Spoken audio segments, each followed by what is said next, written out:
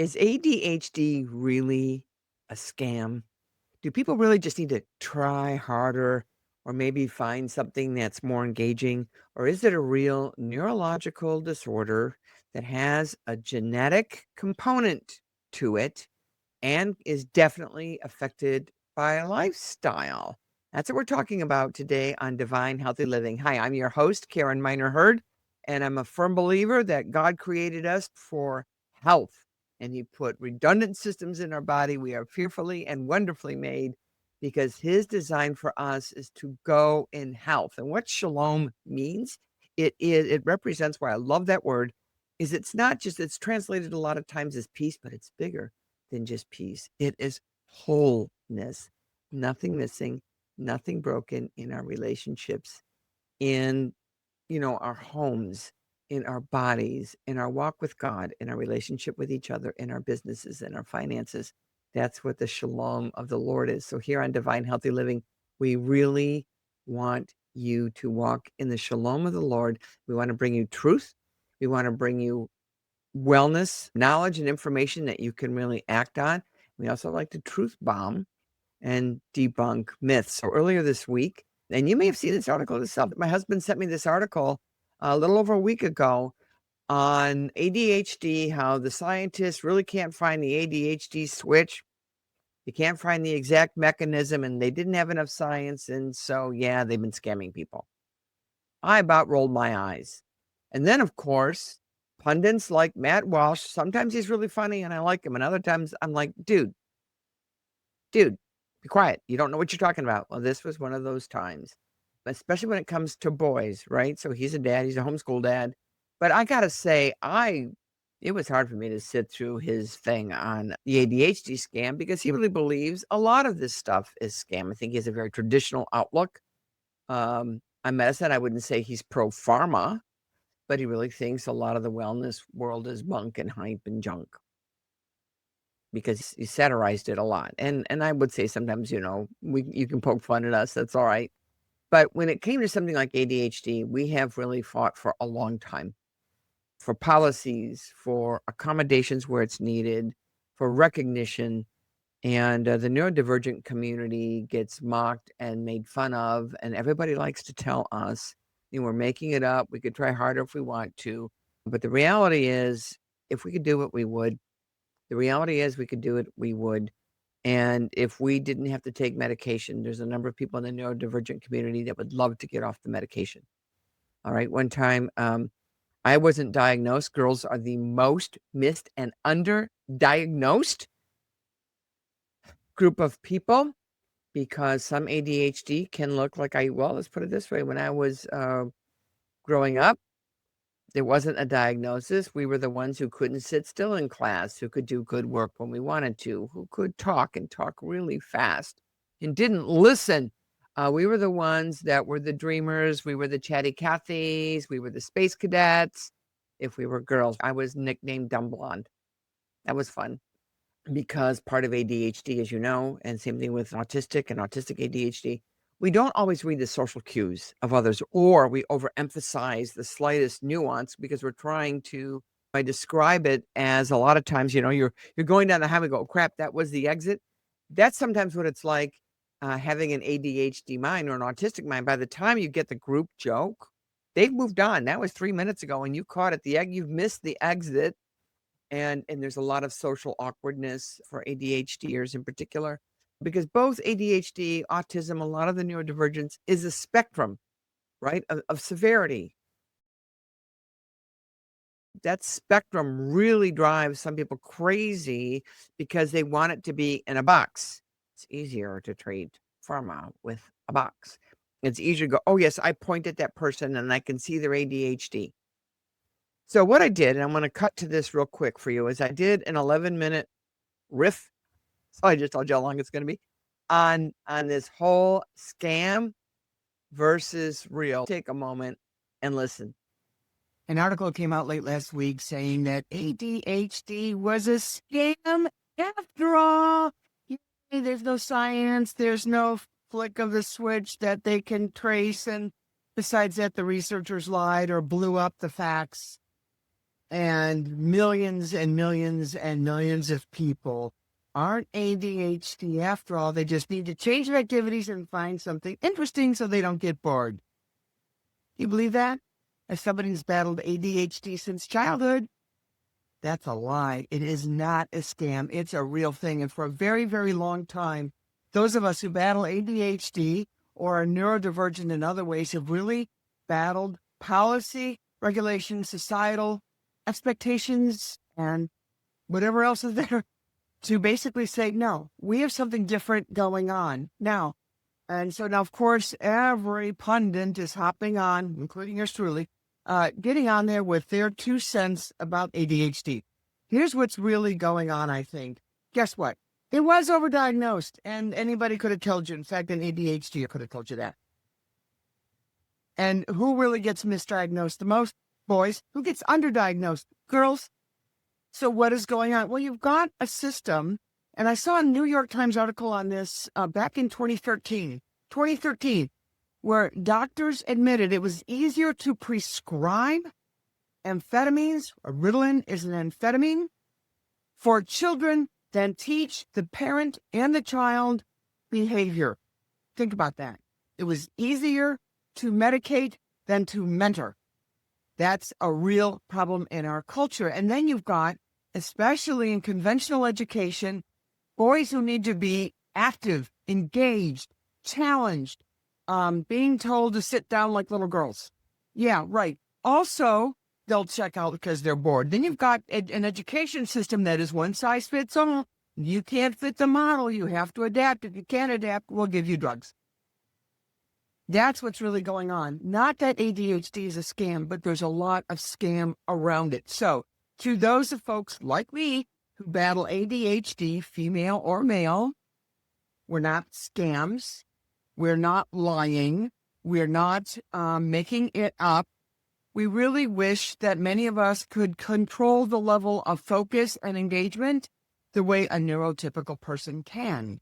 All right. I know I have friends who they can do a task for 15 minutes, take a 1-minute break and go do the next task for 15 minutes. Can't do that. And I structured my life, by the way, so I don't have to do that. It's one of the reasons I work from home. It's one of the reasons why I'm in a very, very flexible business, because it really takes advantage of when I can be hyper-focused. I need to step back a little bit. I have things in place. So I built a life that works around that. But I want to tell you something right now. There are ADHD brains. There are also brains that have been affected by trauma. And guess what? Trauma affects the frontal lobe much the way ADHD does. And those are similar. There are people who don't have ADHD. They have a candida overgrowth. They've got a very serious gut health issues that's impacting their brain and function. Some people don't have ADHD. They're overexposed to EMF and radiations in our wireless society, right, with 5G and all that jazz.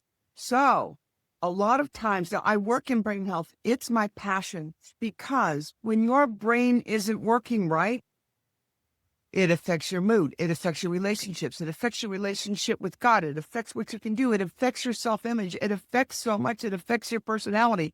And what do we see it in extremes? When we've got somebody who's very neurodivergent and cannot function, right, for a lot of different reasons, or we see somebody on the other end whose memory function and cognitive function has declined due to something like Parkinson's or Alzheimer's or the other things that affect the brain functioning as we age.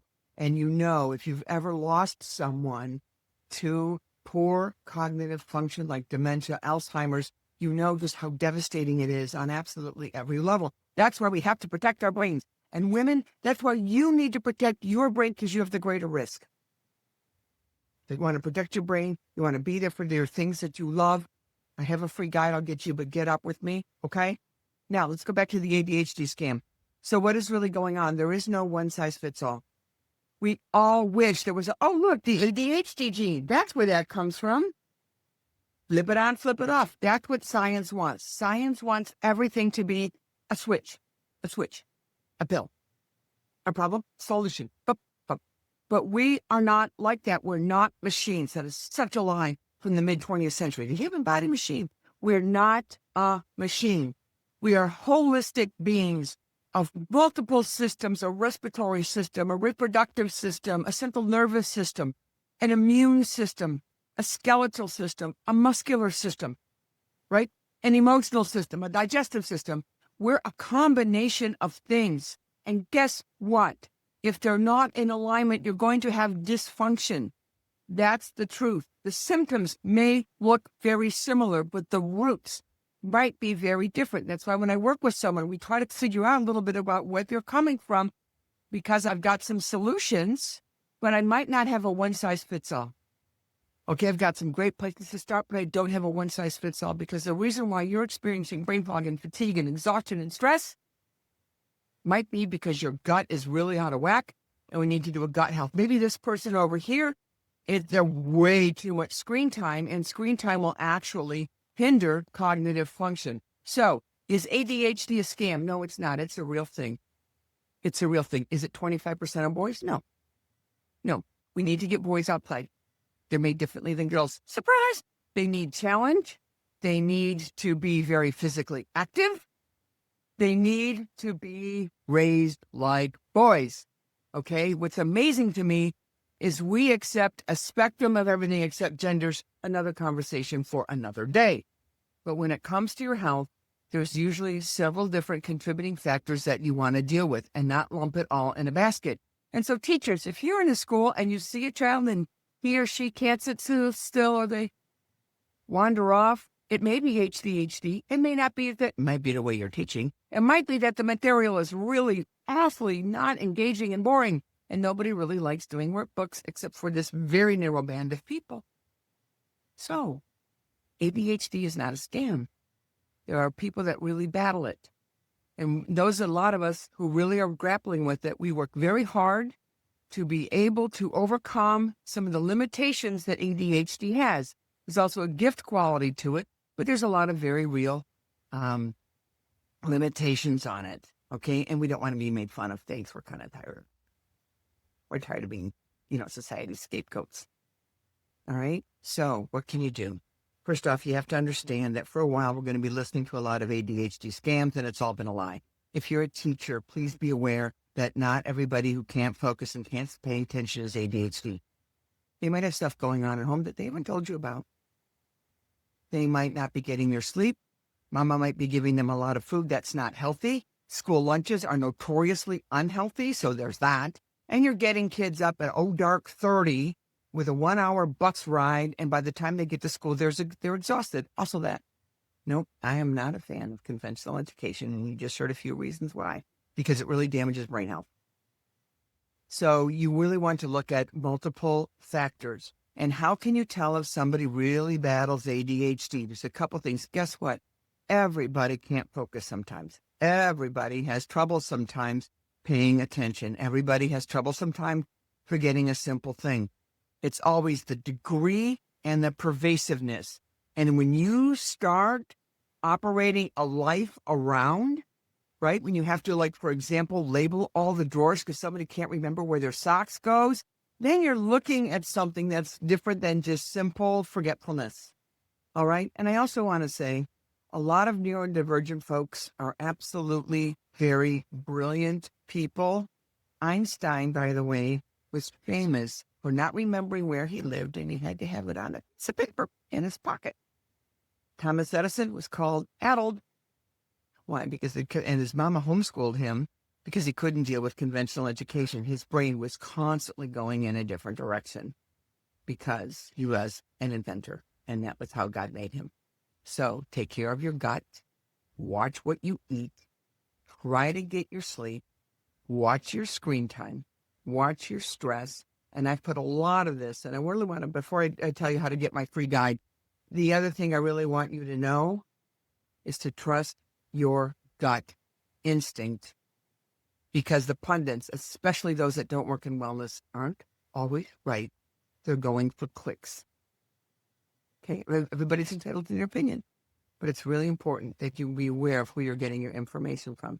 Now, what I've done is I've put a lot of these tips into something I call the Neuro Spicy Girl Guide to Memory and Focus, because protecting your brain is absolutely key. And here's the good news. Once you start working on your brain health, The other thing that happens is your heart health gets better, your bone health gets better, the little tire around your middle, right? That muffin top starts going away, and we're dealing with multiple things at once because we have a holistic program. And I've detailed a lot of it in the Neurospicy Girl Guide to Memory and Focus. In there is a guide, a quiz that you can take, case studies, health tips that you can employ right away, starting today. But if you want to talk about this, feel free to message me. Feel free to message me. But if you want a copy of my guide, drop the word brain in the comments below, and I'll make sure that you get it. Thank you for listening. And if you have ADHD, autistic ADHD, any of the other forms of neurodivergence, I want you to be encouraged. I want you to be encouraged. I know you work hard. And if you have a family member and you're trying to work around a neurodivergent brain, I want you to be encouraged too. I know it's not always easy, right? And if this has brought you blessing, and if there's somebody who needs to hear what I just said, please feel free to like it if you're getting this on YouTube, and to follow it, and to share it. Thank you so much for spending a few minutes with me. This is Karen Miner Hurd, your Neurospicy Girl Guide to Memory and Focus, saying ADHD is not a scam, and neither are you. I was mad. You can tell. That was some of my smiling wasn't really a smile. It was what my kids would call her angry, happy voice. Do you have an angry, happy voice? I was furious because we have really fought to get policies, to get accommodations, to get recognized as not making it up. Now, I would agree, as I said earlier, girls are underdiagnosed. We really are. Women as a whole are underdiagnosed because of the different, we are complicated metabolic human beings. We were designed to carry babies, and those hormones around making and carrying babies impact our brains. They impact our other functions. Every single cell in a woman's body, for example, has an estrogen receptor. And there's 3 forms of estrogen. All right. And the transition from childbearing years to non-childbearing years, menopause, is a 24-hour event. We go, oh, it's been a year since I had a cycle. That's menopause, that one 24-hour event. And then you're postmenopausal. So it's perimenopause, the one 24-hour event of menopause, and then you're postmenopausal. But because of that, and because of that transition, some women transition fairly well. And for others, it's an extraordinarily difficult time when they feel like somebody stole their body. For boys, our culture does not accommodate the differences between men and women. We don't. We tend to say, oh my gosh, we're all the same. No, we have similarities, but we think differently. We function differently. We have different needs. We have different strengths. We have different weaknesses. We're different. And boys have different needs than girls. They can't sit still all day and fill out workbooks. They need to be challenged. I remember when my first son, nobody prepared me for puberty with boys because I was raised in a household with girls. So nobody prepared me with puberty with boys. And I remember watching my first son start to eat me out of house and home, build muscles without exercising. And he was usually a quiet young man, but he could be aggressive. I'm like, what the heck? Oh, it's testosterone. And I sat him down one day and I said, listen, this is what's going on. I'm going to tell you why you want to eat me out of house and home, beat up your brother, and why you're building muscles and you're not working out. It's testosterone. It's part of what drives you. It's part of what distinguishes men from women. And it's part of what's going on in your body. So I'm happy to feed you. Don't beat up your brother. You're going to have to learn how to control the testosterone rage. Eventually he did. He's a stunning, and now he's a dad himself, but it's very different, boys versus girls. And there's a lot in our culture that tries to feminize boys because it calls masculinity toxic. I believe that that's a contributing factor to why a lot of boys seem like they have ADHD when they really don't. They need to be doing hard physical labor. And there's not a lot of hard physical labor unless you work on a farm or you've got some kind of access to a physical job. They need to use those muscles. Boys need to use those muscles. Boys need to be challenged. There used to be scouting programs and things that would help boys challenge their mettle, mettle, that would help them challenge their mettle. Where are those? There's Trail Life, but it's a relatively new organization. The Scouts still do stuff like that. The Eagle Scout Award used to be just the premier thing a young man could do. In fact, it was so difficult to get and such an achievement, it would actually go on your adult resume. That's how significant that was. How many boys are doing that nowadays? My point is a boy using these very, very important growing years on video games and chat and phone time is shortchanging his adulthood. And yeah, he's shortchanging his brain. He's repatterning his brain in a wrong way. And it's going to look like ADHD when it's really not. It's all lifestyle driven. So are boys overdiagnosed? 100%. And like I said in my rant there, in 2013, there was that New York Times article, and this is really true. Parents and a lot of teachers, there are teachers that are guilty of this, okay, would rather medicate than mentor. That's a problem. That's a problem. And school teachers, and I've talked to teachers about this, they don't really teach anymore. They facilitate a curriculum that they're given. They're curriculum facilitators, they're behavior and classroom management people. They're not teaching the way they used to. When that teacher was able to control what went on in that classroom, subject to the parents. So we've got a lot of things going on in our culture that I think exacerbate issues for people who are authentically neurodivergent and for those that are neurotypical, but they need to be more active. They need to eat real food, not processed food. I mean, we know there's studies out there that show that fluoride lowers IQ and can be a contributing factor to ADHD. Oh, what if a lot of this ADHD diagnosis was fluoride in the water? And if you think, well, we were fine as kids, sometimes it takes a couple of generations. DNA damage, if it's not healed and corrected, is passed on. That's what epigenetics is. Okay? So you want to get especially if you're on city water, we're on well water, praise God. I don't have fluoride in my water. But prior to that, we got reverse osmosis. So get the fluoride out of your water. Reverse osmosis is one of the best ways to do it. There's some others that are certified to remove fluoride. So if you don't want reverse osmosis, there's some other companies that might do it, but that's what you want to look at. You want to get the fluoride out of the water. If you're one of those that can be active in your city and your town and your state and get them to pull the fluoride out of water, it doesn't build bones. It doesn't build teeth. It destroys brains. Okay. And if it does, and it makes bones more brittle. Why are we seeing more osteoporosis than our grandmothers and great grandmothers saw? There were some, yeah, but not to the extent. It's how we eat. It's how we don't move. It's what's in our water. There was a study out. I did it. It's I referenced it in the brain-driven behavior, kids with brain-driven behavior. And go ahead and take a listen to that episode. You know what? I'm going to link to it in these show notes to save you some time. But I talk about brain-driven behavior in kids. There were studies done in juvenile detention centers right here in my area. It was actually, I believe, in the juvenile detention center in Hampton, Virginia. And this was many years ago. I believe it was done in the late 80s or 90s, where they put the kids on a whole food diet and watched juvenile delinquency drop to almost nothing. So how many of these kids that are getting medicated need a change in diet, need to be outside, need to be off screens? So for that argument, 100%. And you know what? That's good for ADHD kids too. It's good for autistic kids too. Real relationships, learning the soft skills, really good for kids, really good for you too, mama. Really good for you too, dad. Game night with the family. A lot of that old school stuff had value. And you just start somewhere.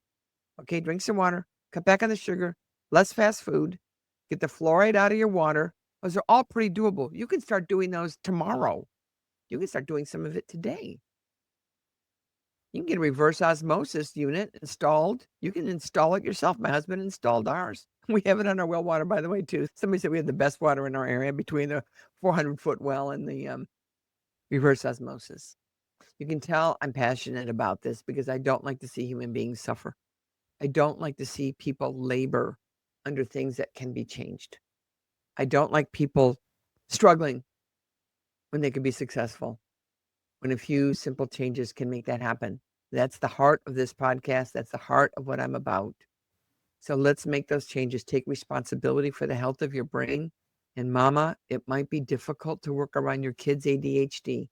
In the case of one of my children, they had leaky gut because when they were born, they spiked a fever in the hospital. They had an infection of unknown origin. In other words, my water broke when I was delivering and they got an infection, stopped breathing. Boom, they were on the IV antibiotics. It was a newborn. It was neonatal. I mean, that's what they did. But it caused leaky gut. Leaky gut led to a whole bunch of food allergies. And what was so interesting, and he had 35 to 40 foods he could not eat. We joked that it was the food-free diet, the no food diet. And because a lot of them were the ones that we ate and relied on and that were even considered healthy. But in leaky gut, your diet is what's impacted. Anyway, he was hard to discipline, battled OCD, battled oppositional defiance disorder, which is oppositional. It's not a made up thing. It's when you have a child that just seems to be it just separates consequences from discipline, even good discipline, and just doesn't respond and just goes opposite, like without thought, just goes opposite.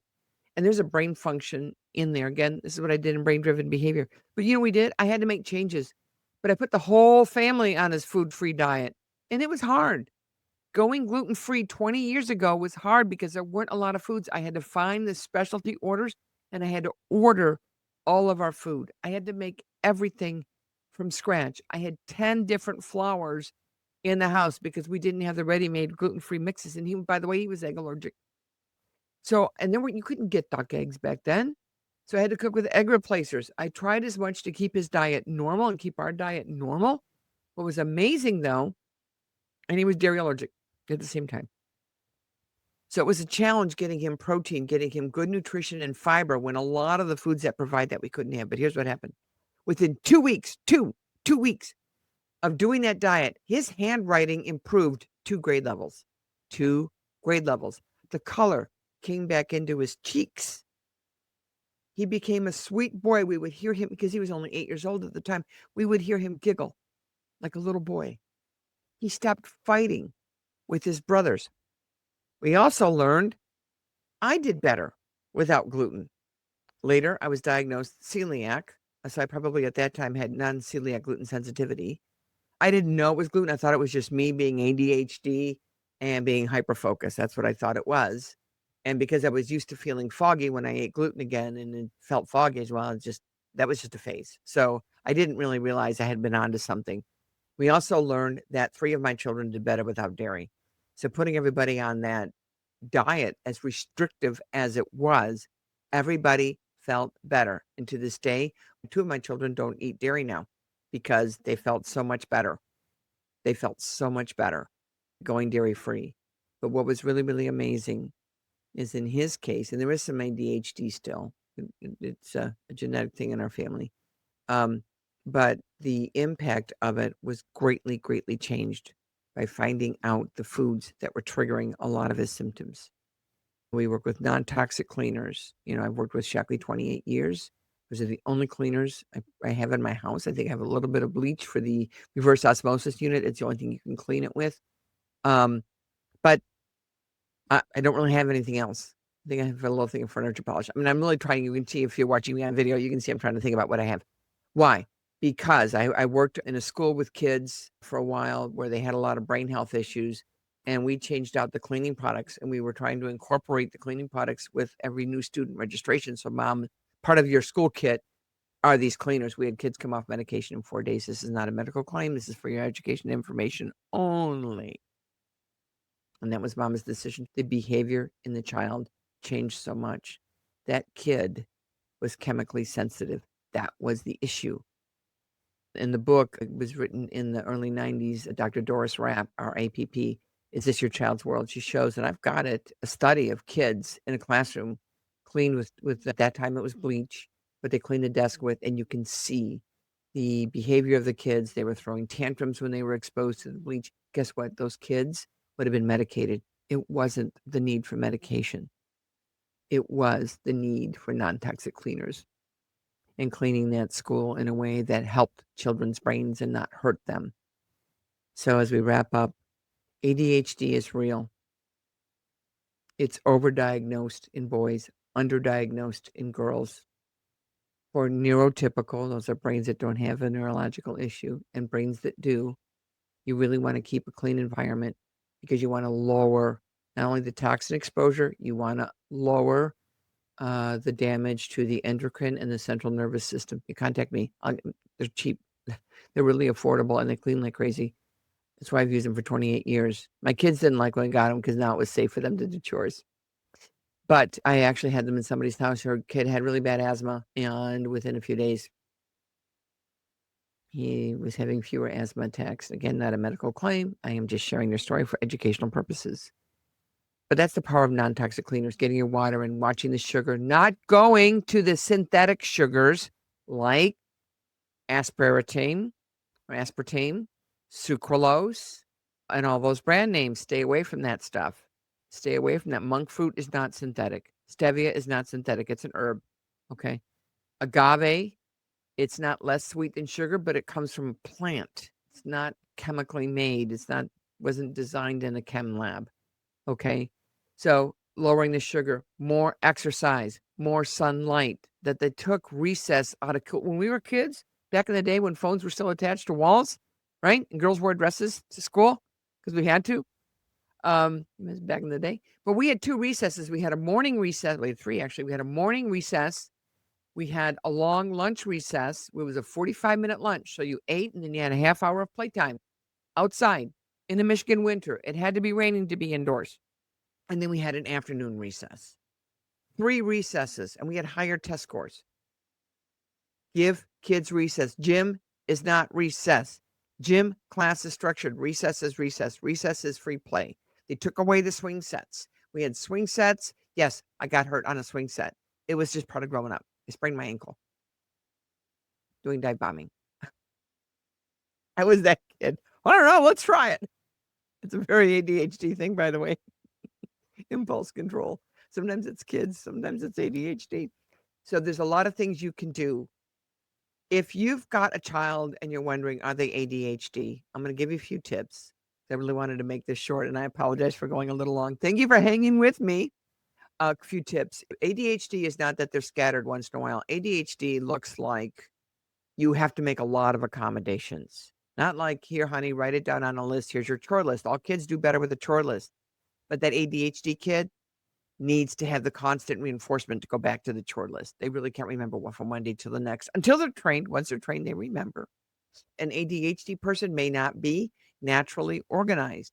So you have to make organization simple. So, yep, labeling their drawers, really, really, really helpful. If you don't like how that looks in your house, label them on the inside. Most drawers have a lip. There's a way to do it. Okay, mama, if you don't like how it looks, figure out a way because it's going to really help your kid and it's going to help you. ADHD looks like it's the pervasiveness and the persistence. So if they're forgetful about lunch once in a while, that might be a training issue. They can't remember all the time, and you've applied consequences like, well, I guess you don't eat today, for example. You do consequences, all right? You forgot your lunch. I had to drive it into you, or we had to pay for it, so now you've got extra chores, and they still forget. You might be looking at ADHD or some other neurodivergence issue, okay? So when you have to make accommodations, if training that child and consistent training is not producing the desired results, there may be something going on in their brain. And you can do a simple elimination, all right? The ADHD testing is going to be psychiatric, and they're going to want to go for meds. So if you don't want to do for meds because there's an issue with the meds, sometimes they get black box. We're going to have to do another episode on this because I don't want to keep you here too long. You've been so gracious with your time. So reach out to me if you've got any questions. Go to womanwise.com. Download the Neurospicy Girl Guide to Memory and Focus. There's some stuff in there. When you get to my website, you'll see my contact information. My email is Karen@womanwise, WOMANWIZE.com. Share this episode. Subscribe, please. I've got some great podcast episodes lined up for you. I'm real excited about this season, and I'm thanking you again for being a listener, being a subscriber, and encouraging you to walk in the shalom of the Lord. Bye now.